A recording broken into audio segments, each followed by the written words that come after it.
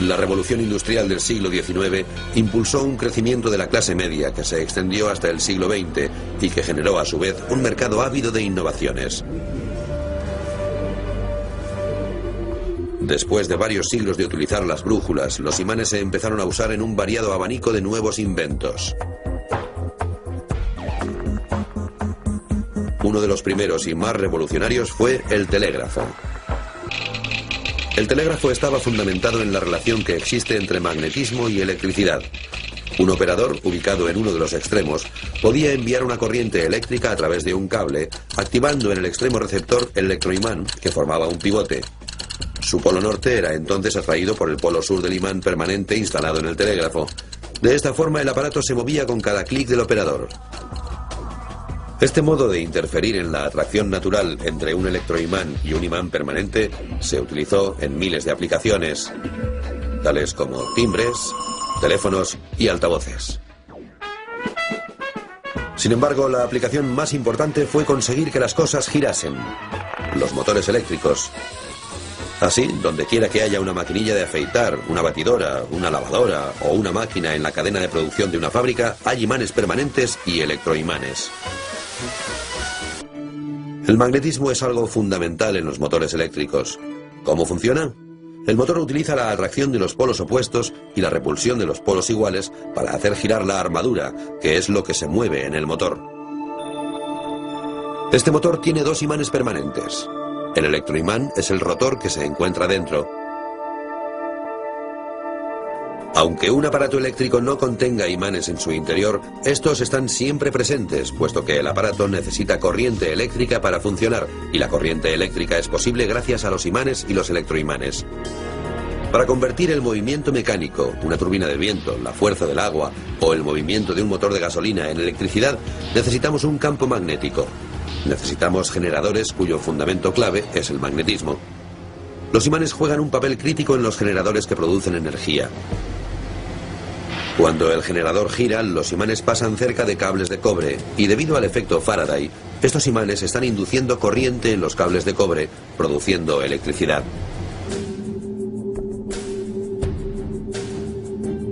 El desarrollo de la industria eléctrica supuso un auge en el uso de imanes. Además, este desarrollo hizo que los imanes mejoraran y con ello la propia industria. El primer gran avance en la manufactura de los imanes se dio en 1900 Alnico. El nombre es la abreviación de una aleación de hierro que contiene otros tres metales adicionales: aluminio, níquel y cobalto. Los cuatro elementos se fundieron para producir imanes de calidad superior.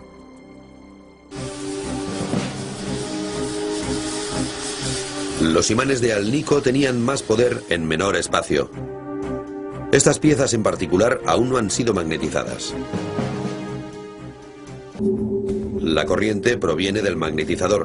Contiene un grupo de capacitadores que almacenan electricidad. El material se sitúa dentro del contenedor, que es un electroimán conectado al magnetizador.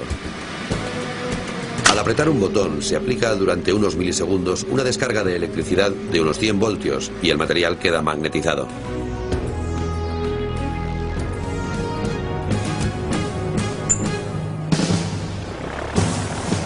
El uso más dramático de los imanes de Alnico se dio quizás durante la Segunda Guerra Mundial.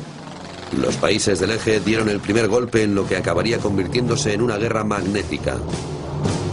El ejército alemán utilizó brújulas de agujas imantadas para posicionar minas submarinas que hundieron gran cantidad de barcos británicos. Cuando un barco de acero pasaba entre las minas, la aguja rotaba, accionando el mecanismo eléctrico que hacía estallar la bomba. Ya habéis leído en los periódicos sobre la última arma desarrollada por los alemanes. Rápidamente los aliados buscaron soluciones al problema. La guerra dio un giro cuando los aliados emplearon imanes de Alnico para crear campos magnéticos en tubos de vacío llamados magnetrones. Estos generaban microondas muy poderosas utilizadas por los sistemas aliados. Los países del eje no disponían de los materiales necesarios para fabricar imanes de Alnico, de manera que el magnetrón y el radar de los aliados resultaron letales para la marina y la aviación alemanas.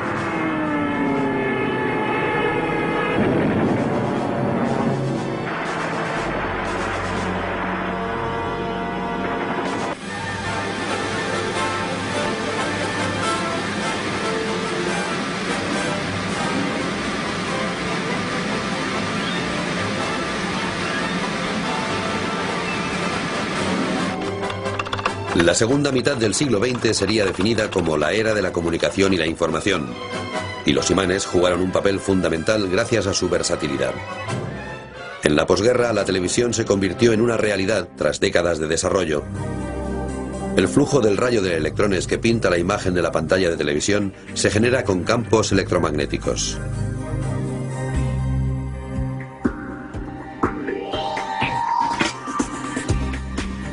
Años más tarde, los reproductores de vídeo se hicieron compañeros inseparables de la televisión, gracias de nuevo a los imanes y al material magnético. El motor del vídeo, como cualquier motor eléctrico, está hecho de imanes y electroimanes. El cabezal es un imán que toma la señal, y la cinta en sí es denominada magnética. El plástico, cubierto de millones de pequeños imanes, sirve como unidades de memoria para almacenar la información. Los ordenadores reducen toda la información a ceros y unos. Esto se traduce en nortes y sures en las minúsculas barras magnéticas incrustadas en cinta y disquetes. Ello hizo posible la era de los ordenadores. Esta misma tecnología también nos ha dado la tarjeta de crédito, que es una tira de cinta magnética. A medida que la tecnología iba encontrando aplicaciones nuevas y más útiles para los imanes, la industria magnética continuó desarrollando nuevos materiales. En 1950 se introdujo la ferrita, una nueva aleación que significó el primer paso hacia la reducción del tamaño de los motores y de los aparatos eléctricos. Debido a su bajo coste, la ferrita fue ampliamente aceptada y, lo que es más importante, sus propiedades magnéticas produjeron imanes más compactos que sus predecesores de Alnico.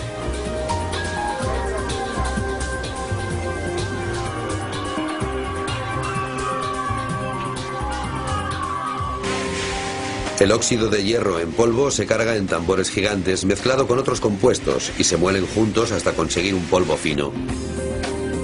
Después, el material debe ser calentado. Esto es un silo tubular donde los materiales mezclados reaccionan juntos.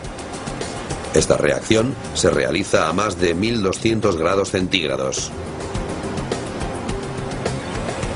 En la presencia de un campo magnético, la prensa hidráulica robotizada comprime los materiales en la forma deseada.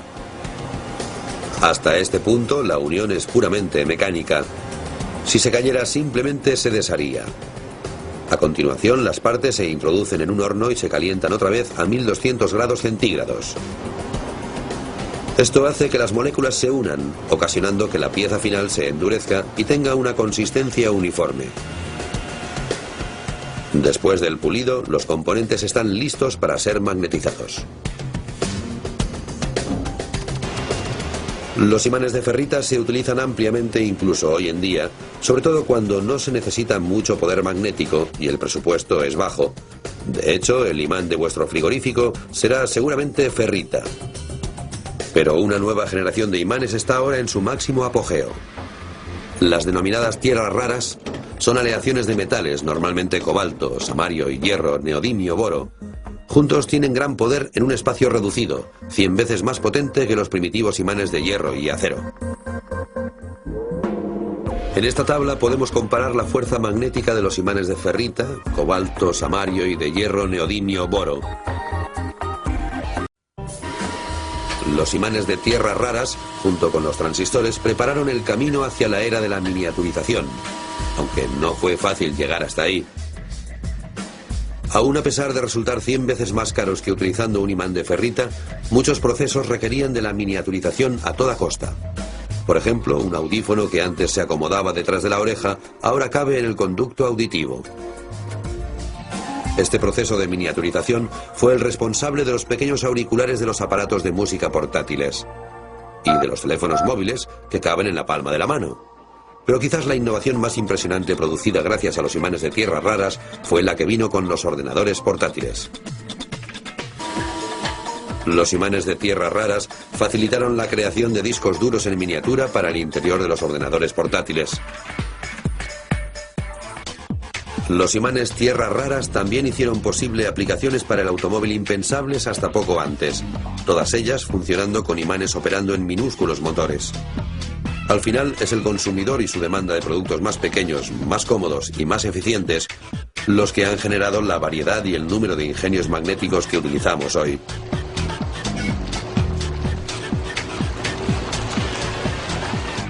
Pero son los científicos los que dirigen la creación de nuevos superimanes. En el campus de la Universidad Estatal de Florida está el Laboratorio Nacional de Altos Campos Magnéticos.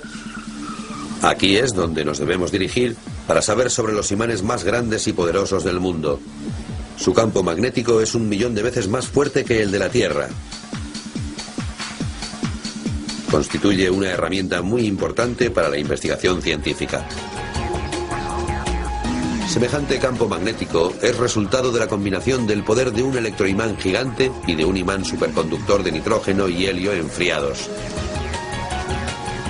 El imán es tan poderoso que literalmente levita objetos que en principio no deberían reaccionar a un campo magnético. Esto es posible porque en el ámbito atómico todo reacciona con un imán. Cuando un elemento como el hierro es atraído, se llama paramagnético. El efecto contrario se denomina diamagnético. La fuerza de repulsión es más débil que la de atracción. Quizás la demostración más sorprendente que se puede realizar con el poder de este imán se da si utilizamos una rana ordinaria. Parece que la rana está dentro del agua, pero en realidad no es así. La fuerza del imán ha cancelado la fuerza de la gravedad y la rana está levitando.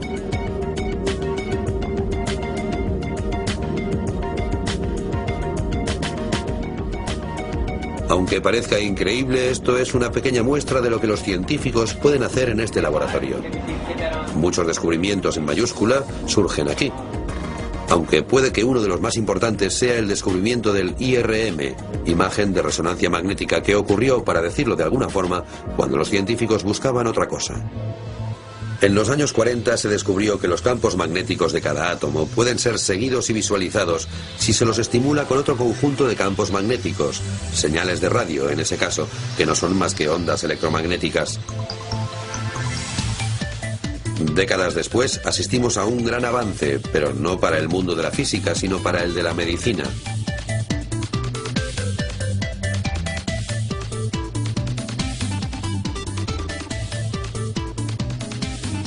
Tras años de investigación y experimentación, el doctor Raymond Amadian y sus colaboradores inventaron la IRM, minúsculos imanes en el núcleo de nuestros átomos que pueden ser visualizados. Introduciendo el cuerpo humano en un gran imán, los imanes de los átomos se alinean con el campo magnético más fuerte.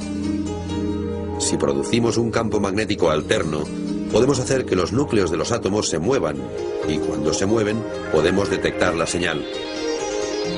Cuando desactivamos el campo magnético que origina la moción, los momentos nucleares vuelven a su orientación original en el campo magnético e inducen un voltaje en el espiral detector, que será la señal que origina la imagen.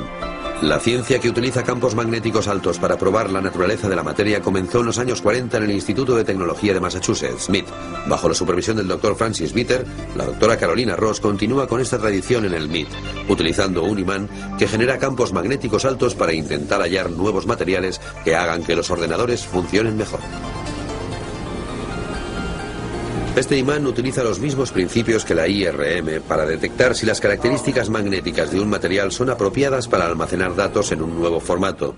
MMAA, memoria magnetoresistiva de acceso aleatorio, requerirá muchas pruebas, pero cuando la MMAA sea realidad, habrá valido la pena tanto esfuerzo y supondrá un triunfo tecnológico más para los imanes y el magnetismo. Físicos nucleares también están utilizando imanes para estudiar la materia, aunque sin ningún objetivo específico. Más bien se trata de resolver los misterios del universo jugando con electroimanes gigantes que guían las partículas nucleares a la velocidad de la luz.